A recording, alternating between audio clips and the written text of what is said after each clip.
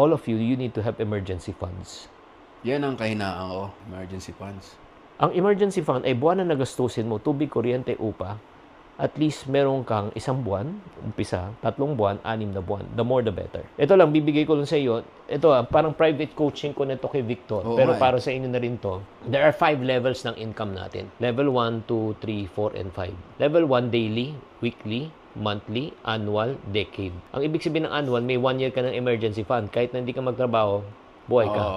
Dito 10 years, buhay ka. Dito arawan, dito lingguan, dito buwanan. Sa lahat ng 5 level, sa palagay mo, ano yung pinakadelikado? Guys, sa palagay nyo, ano yung pinakadelikado? Type ka sa comment section. 1, 2, 3, 4, 5. Sige nga.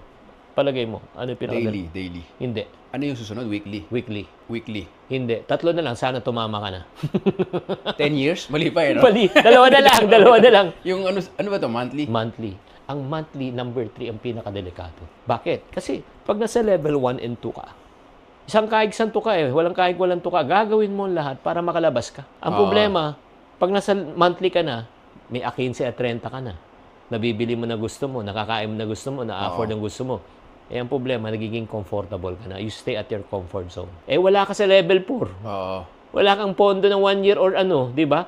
Kung may mangyari sa'yo dito na walang ka ng kita, babalik ka na level 1 and 2. Mangungutang ka, sang kahig santo ka ulit. Tapos, nasa level 3 ka, okay ka na naman. Ay, safe na ako. Wala ka na namang savings na 1 year. May nangyari ulit sa'yo, babalik ka ulit. Cycle siya. Pero so, pinaka-safe yung... level 4 ka.